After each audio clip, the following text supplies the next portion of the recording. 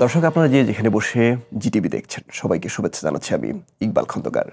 শুরু করছি আলোঘর প্রকাশনা নিবেদিত শিক্ষা সংস্কৃতি অনির্বাণ। আশা করছি সবাই ভালো আছেন। আশা করছি আগামী কিছুটা সময়ে আমাদের সঙ্গে থাকবেন। আর আমাদের সঙ্গে আজ উপস্থিত আছেন তিনি অনেকগুলো পরিচয়ে পরিচিত।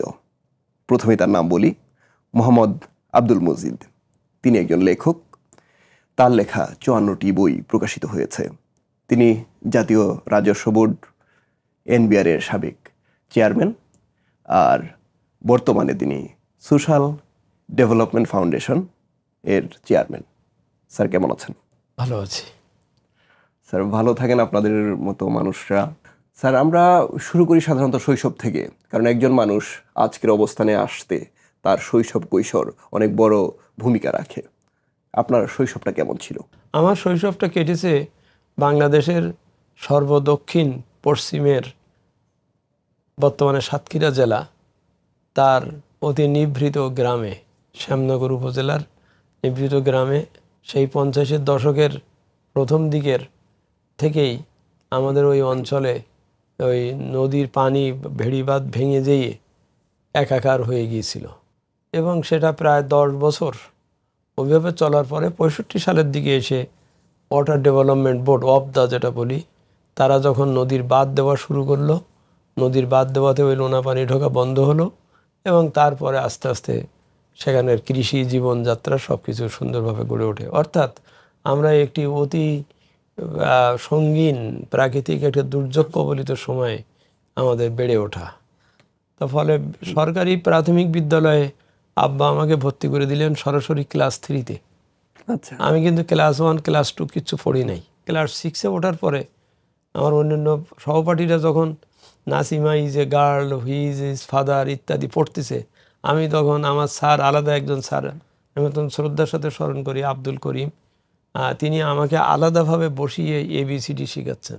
আমি মোটামুটি ক্লাস 6-এর থেকে 7-এ ওঠার সময় আমি সরাসরি সেকেন্ড হলাম, অর্থাৎ ফেল করলাম না, ইংরেজিতে ফেল করলাম না, এবং অঙ্ক তো পেরে যাচ্ছি। ওই যে চেষ্টাটা, ওই চেষ্টার ফলে হচ্ছে কি, ক্লাস 7-এ বা ক্লাস 8-এ উঠে আমি যখন বৃত্তি পরীক্ষা দিচ্ছি, তখন আমি নিজেই প্রায় ৩৬০টা ইংরেজি রচনা আমি নিজে বলতেও পারি বা অথবা লিখতে পারি। এই অর্জনটা হয়েছে। আমি যেই স্কুলে পড়তাম আমাদের সীমান্তবর্তী অঞ্চলে, আমাদের স্কুলে একজন হেডমাস্টার এলেন। তিনি ঢাকার মহিলা পলিটেকনিক স্কুলের হেডমাস্টার ছিলেন, ফার্মগেটের ওখানে। উনি ওখান থেকেই ওই রকম একটা পর্যায়ের, উনি এখানে ডক্টর মোহাম্মদ শহীদুল্লাহ, ডক্টর ইনামুল হক, বাংলা একাডেমি, এই সব চত্বরে ঘোরাফেরা মানুষ, একজন মানুষ, বিশেষ মানুষ। তিনি হঠাৎ করে ওই গ্রামে তার ক্লাস ফ্রেন্ড বলল যে আমার স্কুল আছে, একটা ছোট্ট স্কুল, এইটাকে আমি গড়ে তুলতে চাই। এই ভদ্রলোক সেই ঢাকার এইরকম একটা ভালো পজিশন ছেড়ে সেই গ্রামে চলে গেলেন। আমিও ক্লাস 6-এ উঠলাম, তিনিও গ্রামে গেলেন। ওই যে বললাম আগে, তার সাহিত্য বা এইসবের ব্যাপারে তার খুব ভালো যোগাযোগ ছিল। ক্লাস 7-এ পড়ার সময় দেখা গেল আমার ওই হেড স্যার কলকাতার থেকে, কারণ আমাদের বাড়ির থেকে কলকাতা বেশি দূর না, বর্ডার দিয়ে আসে, কাজী আব্দুল ওদুদ, তারপরে আরও অন্যান্য বড় বড় সাহিত্যিকেরা তাদের এরকম বই নিজে অটোগ্রাফ দিয়ে স্যারের কাছে পাঠাচ্ছেন। খেয়াল করতে হবে, অত অঞ্চলে যেহেতু তার ওই যোগাযোগগুলো ছিল, লেখালেখি ছিল। কাজী আব্দুল ওদুদ তার শাশ্বত বঙ্গ, তারপর এই ধরনের বইগুলো নিজে হাতে লিখে আমার হেড স্যারের নাম লিখে, ওই যারা ব্ল্যাক করতে যেত, ব্ল্যাক মানে ওই যে চোরা কারবারিরা আর কি, ওরা যে এই 8B তারক দত্ত রোড কাজী আব্দুল ওদুদের বাসার থেকে বই এনে স্যারকে দিতেন, আর স্যার ওই বই আমার পড়তে দিতেন। তো সেই 7-এর থেকেই যখন আমি এই সাহিত্যের বিষয়গুলোকে বেশি করছি, চর্চা করছি, দেখছি, তখন আমিও নিজেরও ওই ক্লাসের বই বা সব কিছুকে পুরোটা ওই লিখে লিখে, হাতে লিখেই আবার বাদাই করতাম। আমার প্রথম লেখা ছাপা হয় পত্রিকায় 1972 সালের 10ই অক্টোবর।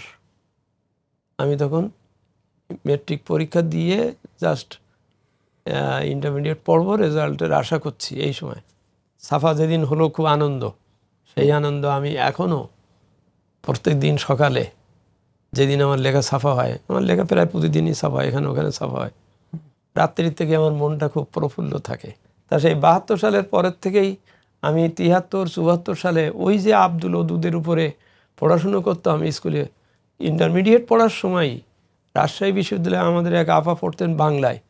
তিনি একদিন আমাকে বললেন, কাজী আব্দুল ওদুদের উপরে একটা নোট তৈরি করে দিতে পারবা? তা আমি বললাম পারবো। কেন পারবো? কারণ মুজাহিদি ভাই ইত্তেফাকে তখন উনি সাহিত্য সম্পাদক, আমি ওখানে ইন্টারমিডিয়েট পড়ছি। আমি ওনার কাছে কাজী আব্দুল ওদুদের উপরে বুদ্ধির মুক্তি আন্দোলনের উপরে লেখা পাঠাচ্ছি। খেয়াল করতে, একটা ইন্টারমিডিয়েটের ছাত্র আমি পাঠাচ্ছি এবং উনি ছাপছেন ইত্তেফাকে। আমার লেখা 73 সাল থেকে মানে অনবরত বেরোনো শুরু হয়। ডাকযোগে পাঠানো? হ্যাঁ, ডাকযোগে পাঠানো, হাতে লিখে পাঠানো। তারপরে আব্দুল গফফার চৌধুরী উনি জনপদ নামে একটা পত্রিকা শুরু করলেন এবং সেখানেও আমার প্রথম লেখা, জাতীয় দৈনিকে আমার প্রথম লেখা শুরু হয় ডক্টর মোহাম্মদ শহীদুল্লাহর উপরে। বাংলা একাডেমি পরবর্তীকালে 1984 সালের দিকে আবুল হোসেন, বুদ্ধির মুক্তি আন্দোলনের যিনি প্রবক্তা প্রধান, আবুল হোসেনের জীবনী গ্রন্থটা আমাকেই লিখতে দিলেন। আমাদের আবু হেনা মোস্তফা কামাল স্যার আমার স্যার ছিলেন, আমার হলের প্রফেসর ছিলেন, মহসিন হলের। স্যার বললেন এটা তুমিই পারবা।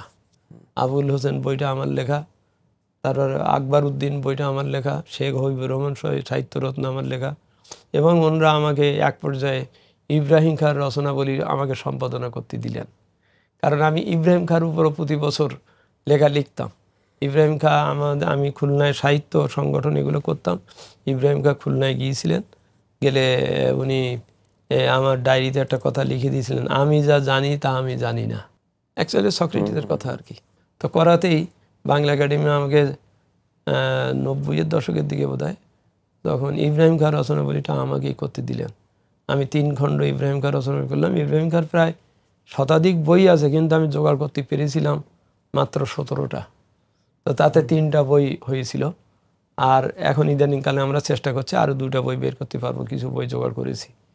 তো এই যে ইব্রাহিম খাঁর রচনাবলী সম্পাদনা করা, বুদ্ধির মুক্তি আন্দোলনের উপরে লেখা, ওদিকে মাহে রমজান মানে ধর্মীয় লেখা, এইসবের থেকেই একটা অসাম্প্রদায়িক কিংবা একটা ধর্মনিরপেক্ষ টাইপের একটা চেতনা। আমি একই সাথে 84 সালে আমি সুভাষ দত্তের সাথে, চলচ্চিত্রকার সুভাষ দত্তের সাথে আমার খুব ভালো সম্পর্ক ছিল। আমরা এক জায়গায় বাসা কাছে ছিল।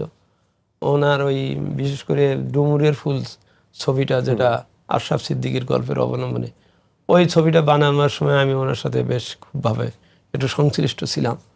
এবং ওনার বোন ঝর্ণা দত্ত, তিনি মারা গেছেন, লিখতেন ভালো। উনি এবং ঝর্ণা দত্ত আর আমরা 84 সালে আমাদের এফডিসি দেশব্যাপী সৃজনশীল চিত্রনাট্য প্রতিযোগিতা আহ্বান করেছিল। তা করলে আমরা জমা দিয়েছিলাম, আমাদের চিত্রনাট্য সিলেক্ট হয়েছিল। পরবর্তীকালে ওটা সুভাষ দত্ত চলচ্চিত্রায়িত করতে চেয়েছিলেন, যা হোক সেটা আর কেউ কোনো কারণে হয়নি। অর্থাৎ আমি চলচ্চিত্রের সাথেও ছিলাম, এটা বলতে চাচ্ছি। আবার এদিকে ইত্তেফাকে ধর্মীয় লেখা লিখছি। হ্যাঁ, ইত্তেফাকে সেই সময় 88 সালের দিকে বোধহয়, তখন ওই আখতারুল আলম উনি সম্পাদক ছিলেন। তা আখতারুল আলম সাহেব সাহিত্য সম্পাদক ছিলেন, ওই বার্তা সম্পাদক ছিলেন। উনি বললেন যে অন্যান্য পত্রিকাগুলো প্রতি বছর ফেব্রুয়ারি মাসে আমরা বরকতের ভাই, আমরা সালামের ভাই বলে একটা কলাম ফেব্রুয়ারি মাসে পত্রিকাগুলো লিখতো প্রথম পৃষ্ঠায়। তা আখতারুল আলম সাহেব আমাকে বললেন, আপনি তো এমনিও ধর্মীয় বিষয় সেগুলো লেখেন, তো করেন, আমরা একটা কলাম খুলি রোজার মাসে, ইত্তেফাকের প্রথম পৃষ্ঠায় বেরোবে খোশামদেদ মাহে রমজান, আর এই 3 ভাগে ভাগ করে 30টা লেখা। আলোঘর প্রকাশনা দিশা পরিচালিত একটি সামাজিক উদ্যোগ। দর্শক, আমরা কথা শুনছিলাম মোহাম্মদ আব্দুল মজিদের, তার জীবনের কথা। স্যার, আপনি যে কথাগুলো বললেন এখন পর্যন্ত আমি কিন্তু শুনছিলাম, সেখানে কোথাও আপনার কর্মজীবনে যে বিষয়গুলো জড়িত সেই বিষয়ের কোনো প্রভাব নেই। অর্থাৎ সৃজনশীলতার চূড়ান্ত যে রূপটা সেটা আমরা দেখতে পাচ্ছি। প্রবন্ধ লিখছেন আপনি নানা বিষয়ের উপর লিখছেন, ব্যক্তিত্বের উপরে লিখছেন, কিন্তু আপনার কর্মজীবনটা একেবারে আর্থিক ব্যাপার স্যাপারের সঙ্গে জড়িত। মানে ওই মানুষটা কিভাবে এই জীবনে প্রবেশ করলো? গুড। আমি বরাবর ইংরেজি সাহিত্যের ছাত্র, ইংরেজিতে অনার্স MA সব কিছু করেছি। পরে PhDটা অবশ্য অর্থনীতিতে করতে হয়েছে। এখানেই ওই যে কর্মজীবনের সাথে ব্যাপারটা এসে গেছে। আমি ইংরেজি সাহিত্যের MA, কিন্তু আমার PhD হচ্ছে অর্থনীতিতে। বিষয়টা হচ্ছে যে আমি ইংরেজি সাহিত্যে যখন পড়ি, অনার্স পড়ি, তখন বাংলাদেশ ব্যাংকে একটা প্রতিযোগিতামূলক পরীক্ষা হয়, বাংলাদেশ ব্যাংক। আমি সেখানে দরখাস্ত করি এবং সেই সময়ের বিবেচনায় আমি বাংলাদেশ ব্যাংকে আমার প্রথম চাকরি জীবন শুরু। 1979 সালে যখন বিসিএস পরীক্ষা দেই, তখন প্রশ্ন উঠলো আমি কি সার্ভিস চয়েস করব আর কি। তৎকালীন অর্থ সচিব তিনি আমার tutorial madam Nadira Begum area ছিলেন। তিনি আমাকে সব কথা শুনে বললেন, যেহেতু তোমার লেখালেখি পছন্দ, পড়াশুনো করতে পছন্দ করো, তুমি অডিট অ্যান্ড অ্যাকাউন্ট সার্ভিস দিবা নাম্বার 1 বিসিএসে। আমি বললাম স্যার এত বড় একটা এত সার্ভিস থাকতে এটা দিলেন? বললো না, এতে তোমাকে সবসময় এটা পড়াশোনার মধ্যে রাখবে, মানুষের সেবা করার, চাকরিজীবীদের বেতনাদি দেয় তো ওই অফিস থেকে। আমার সেকেন্ড অপশান ছিল ফরেন সার্ভিস। হ্যাঁ, এবং ওনারা প্রশ্নও করেছিলেন আমাকে ফরেন সার্ভিস দেওয়ার, কিন্তু যেহেতু আমি প্রথম চেয়েই ফেলছি অডিট অ্যান্ড অ্যাকাউন্টস, আমাকে অডিট অ্যান্ড অ্যাকাউন্টস দিয়ে দিল। দেওয়াতে ইংরেজি সাহিত্যের লোক আমি আসলে হিসাব কিতাবের ভিতরে ঢুকে গেলাম এবং ঢুকে যাওয়ার পরে আমাকে ব্রিটিশ টেকনিক্যাল অ্যাসিস্ট্যান্সের আওতায় আমাকে অক্সফোর্ড থেকে কম্পিউটার, তারপরে অ্যাকাউন্টিং, এইসব বিষয়ে আমাকে পড়ানো হলো। এর জন্যই শেক্সপিয়ারের সাথে প্রায় রাত্রি ঝগড়া হয় আমার। সেটা হয় এইভাবে যে তুমি পড়লা ইংরেজি সাহিত্য আর এখন দেখি লোকের কাছ থেকে ট্যাক্স নিচ্ছ, এটা কি ধরনের এই বিষয় আর কি। আমি বললাম দেখো এখন আমার দেশের শিক্ষা ব্যবস্থাটাই এমন হয়ে গেছে, পড়লাম ইংরেজি, গেলাম অঙ্কে, পড়লাম বাংলা, গেলাম সায়েন্সের প্রতিষ্ঠানে, এটা এইভাবে হয়ে যাচ্ছে। তবে তোমার কথা দিচ্ছি, আমি এই যদিও হিসাব নিকাশ এদিকে গেছি, কিন্তু তোমার সাহিত্যের চর্চা, সাহিত্যের ধারা, লেখালেখি, এটা আমি অব্যাহত রাখবো। স্যার এখন আপনার বই নিয়ে কথা বলবো। আমার সামনে কিন্তু আপনার 2টা বই আছে, এসো এসো বড় হতে শিখি, আর একটা হচ্ছে বৈষম্যবিহীন বাংলাদেশের সন্ধানে। 2টি বইয়েরই প্রকাশক আলোঘর প্রকাশনা। তার আগে একটু কথা বলে নেই, আলোঘর প্রকাশনা কিন্তু স্কুল ভিত্তিক যে বইমেলাগুলো আছে সেগুলো করে, অর্থাৎ শুধুমাত্র 21শে ফেব্রুয়ারি কেন্দ্রিক যে বইমেলা বা ফেব্রুয়ারি মাস কেন্দ্রিক যে বইমেলা, সেই মেলার উপর তারা শুধু নির্ভর করে না, সেক্ষেত্রে তাদের স্টল থাকে, কিন্তু স্কুল ভিত্তিক বইমেলাগুলো করে। হয়তো আপনার এই বইগুলো চাহিদা সেখানে নেই, শিশুরা বা কিশোররা হয়তো এই বইগুলো পড়ে না, কিন্তু এসব বড় হতে শিখে অবশ্যই পড়ে তারাও। এই বইমেলাটা আপনি কিভাবে দেখেন, তাদের যে উদ্যোগ? না, প্রথম পয়েন্ট হচ্ছে তাদের নামকরণটা আলো ঘর। হ্যাঁ, এটা কিন্তু খুব সিগনিফিক্যান্ট একটা নেম, আলো ঘর। এই পাঠ বা এই চর্চা বা এই যে বিপণন বা যা কিছু করছে, আলোর সৃষ্টি, আলোর দিশারি, আলোর পথ হিসেবে, সেইটার থেকেই ওনারা ওই যে বইমেলাগুলো করছেন। আমি গত 2-3 বছর তাদের এই বিষয়গুলোর সাথে জানতে পেরেছি, আমার চিন্তার জন্য, এর আগেরগুলো আমি জানি না। তো তাতে আমি দেখলাম যে তাদের একটা 2টো লক্ষ্য মূলত। একটা হচ্ছে যে জাতীয় পর্যায়ে বা বয়স্করা যা কিছু করবে, কিন্তু তার আগে মেন সোপান হচ্ছে শিশুরা, কিশোররা। তাদেরকে যদি গড়ে তোলা যায়, তাদের ভিতরে যদি সাহিত্যের চিন্তা চেতনা ধরিয়ে দেওয়া যায়, শিক্ষা, সংস্কৃতি, অর্থনীতির বিষয় ধরিয়ে দেওয়া যায়, তাহলে তারাই ভবিষ্যতের নির্মাতা হতে পারবে, অর্থনীতির, সংস্কৃতির, সাহিত্যের ইত্যাদি। এই দৃষ্টিভঙ্গিটা এই আলোঘরের, আমি ওই জন্য আলোঘর নামটার উপর জোর দিচ্ছি এই জন্যই যে ওই শিশু কিশোর থেকে, ওখান থেকেই এই ব্যাপারটা তারা ধরে দেওয়ার, সেই সূত্রেই এই আমার এসব বড় হতে শিখি বইটার এটা বের 7ম সংস্করণ। এর আগে হাক্কানি পাবলিশার্স এই বইটা বের করতেন 2 বছর 3 বছর পর পর এর সংস্করণ বের হতো। তা ওনারা দেখলেন, বললেন যে এই বইটা এমন সুন্দর এবং আমাদের এই মেলার সাথে খুব মিলে যাচ্ছে, এবং আমরা ওনারা প্রশিক্ষণ দেন, ওই যে আমাদের বিভিন্ন কর্মসূচির, বলছে যে আমরা প্রশিক্ষণার্থীদের, যুবকদের যারা জীবনের সন্ধানে ঝুঁকছে তাদের, কারণ এটা মূলত একটা নীতি নৈতিকতার বই আর কি। মানুষের মূল্যবোধ সৃষ্টি হতে গেলে যে চিন্তা চেতনাগুলো, যে ধারণাগুলো যে বয়সে তার ওই হার্ড ডিস্কের ভিতরে ঢুকানো সম্ভব, সেই বিষয়গুলোই এই বইয়ের বিষয়বস্তু। হ্যাঁ, এবং তাতে হচ্ছে কি যে একবার আমরা এখনই যে যত বলি, এই সীতানাথ বসাকের বইতে যেটা বলছি, সততাই উৎকৃষ্ট পন্থা ইত্যাদি ইত্যাদি, ওই বাক্যগুলোই কিন্তু এখনো আমাদের মনের ভিতরে আছে।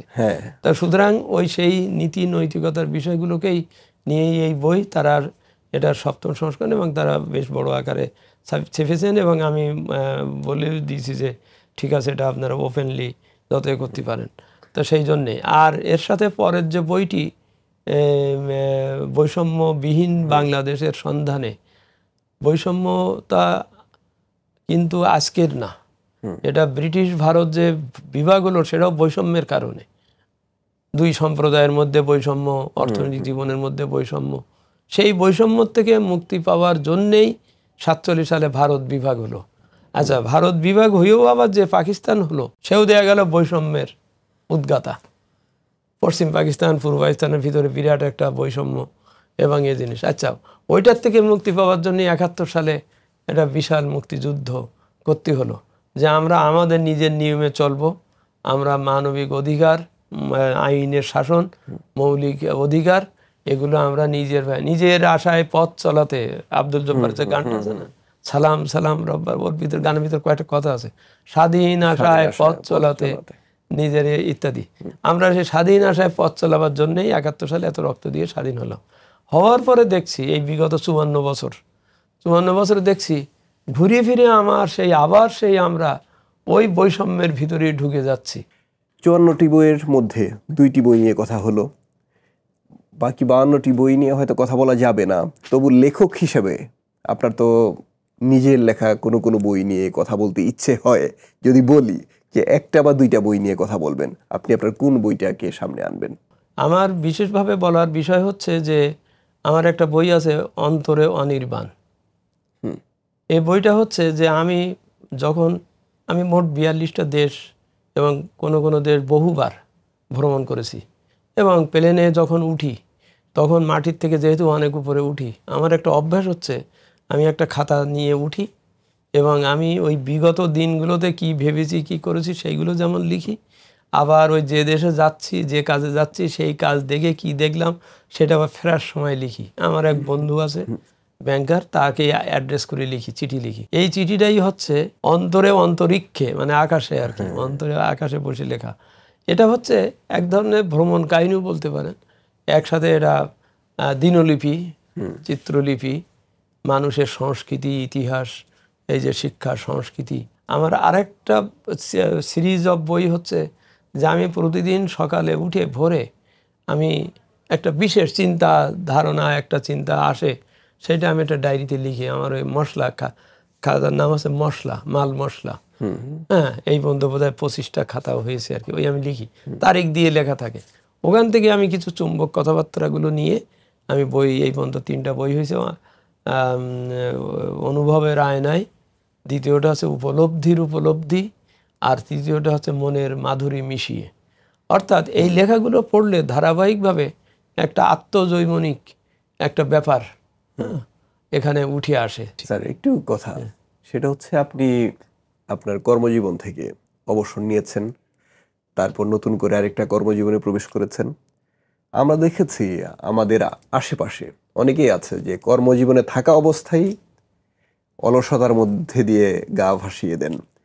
কথা হচ্ছিল আপনার সঙ্গে যখন কথা শুরু করি এর আগের সময়টায়, যে আপনি নাকি দৈনিক 18 ঘন্টা কাজ করেন, সত্য কিনা? জি।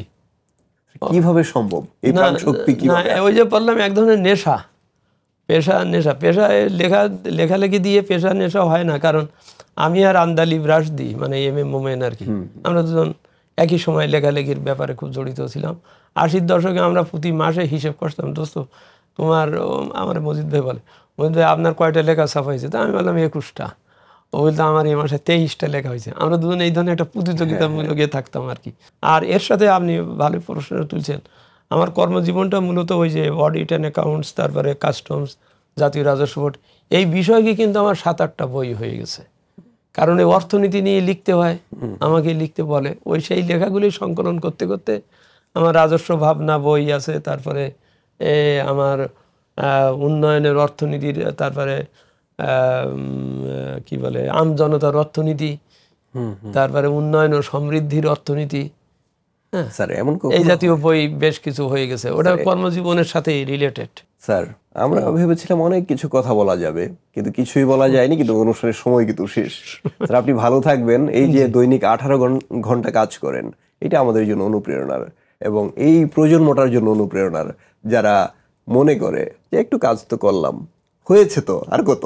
না, আমি নতুন প্রজন্ম বা সকলের জন্যই বলি, আমার life, I must give something to the society. আমি কিছু দিয়ে যাব, আরেকজন কিছু দিয়ে যাবে, তাহলেই সোসাইটি বড় হবে। আমার এটা এমনি না যে আমি সকালবেলা উঠে ওষুধ খেয়ে অফিস গেলাম, অফিস থেকে বাসায় আসলাম, ঘুরে বেড়ালাম না। আমারও অনেক থিঙ্কিং আছে, এই থিঙ্কিংটা শেয়ার করে যেতে হবে। শেয়ার করে গেলে আবার আরেকজন তার থেকে আবার অনুপ্রাপ পাবে।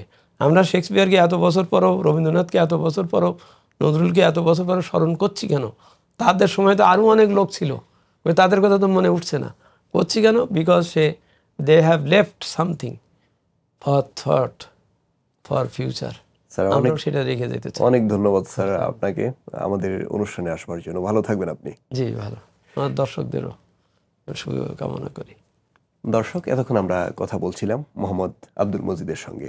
তিনি বলছিলেন তার জীবন থেকে নেওয়া কথাগুলো।